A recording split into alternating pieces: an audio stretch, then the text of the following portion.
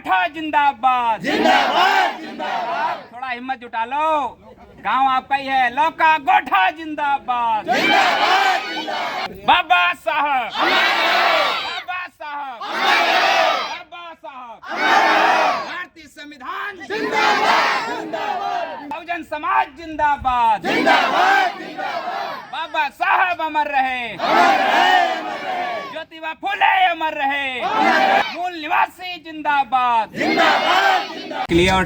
जिले से आई समस्त मेरी टीम, मेरे प्रभारी महोदय गुलाम सिंह पन्नू साहब, हमारे सुरेश कुमार भारती जी, हमारे विधानसभा अध्यक्ष राजपाल जी, गुलशन जी, योगेंद्र जी, तमाम जितने भी साथी कार्यकर्ता और बहुत दूर दूर से चल के हमारी बहनें भी हमारे बीच आई हैं, मैं धन्यवाद करना चाहूँगा।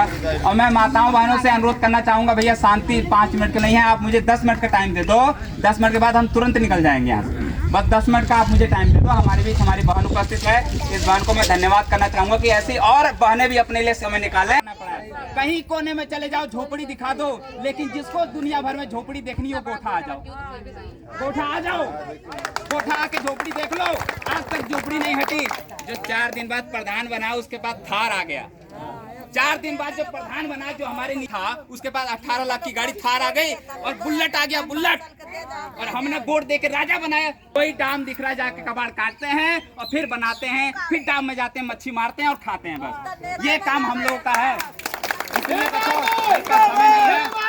कहना चाह रहा हूँ कि भाई आपको किसी प्रकार की दिक्कत है, मैं टीम में संगठन में पदाधिकारी हूँ, इस वक्त वर्तमान में जिलाध्यक्ष हूँ, मेरी टीम मेरे साथ उपस्थित है, मैं इस टीम का भी बहुत धन्यवाद करूंगा। लेकिन मैं कह रहा हूँ, कोई समस्या हो और किसी को अपने जमीन जायदाद और अपने बच्चों परिवार से अगर मोहब्बत होगी तो वहाँ धरने पे आएगा। और जिसे पक्का मकान रजिस्ट्री का नहीं चाहिए, वो अपने घर रहे, कोई दिक्कत नहीं। मुर्गा, बोतल, दारू, ये जो है मच्छरदानी,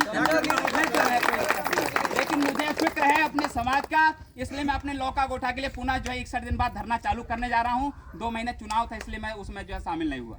ठीक है जी, इसलिए धरने को मैं पुनः परसों चालू करूंगा और जाकर फिर नगर पालिका में बैठूंगा। और तब तक नहीं उठूंगा जब तक हमारे लोगों का रजिस्ट्री नहीं हो जाता, ये जमीन का मालिकाना हक नहीं मिलता। मैं आपके लिए तैयार हूँ, कोई भी समस्या हो तैयार हूँ। और आज तक मैं इसलिए रुका था कि मैं एक कार्यक्रम और कर लूँ, 7 कार्यक्रम मेरे तैयार हैं, बहुत फोन आ रहा है। मैं जा रहा हूँ और आज के बाद कल परसों फिर धरने पे बैठूंगा।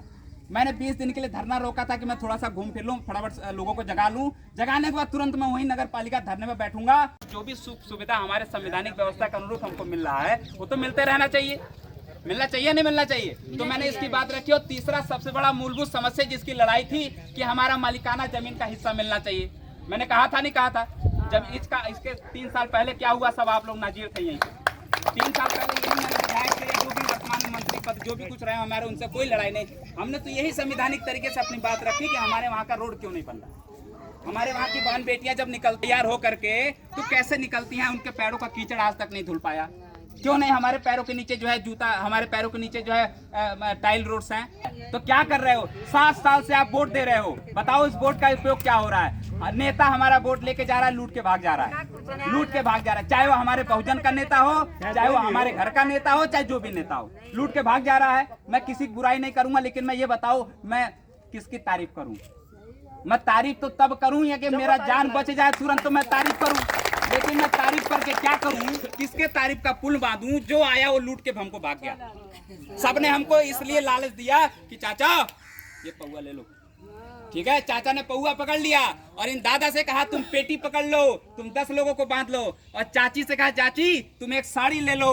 और दादी से कहा दादी तुम जो एक कंबल ले लो। ठीक है, और घर वालों से कह दिया 1 किलो बोटी फेंक के चले गए। 1 किलो बोटी फेंक के चले गए आप लोगों के बीच। और आप लोगों ने वोट दे करके मामला खत्म कर दिया और वो जीत करके करोड़ों का मालिक बना है। और आप 1 किलो मुर्गा कहाँ है बताओ? बताओ मुर्गा कहाँ है? जो मुर्गा खाए दारू पिए कहाँ है बताओ?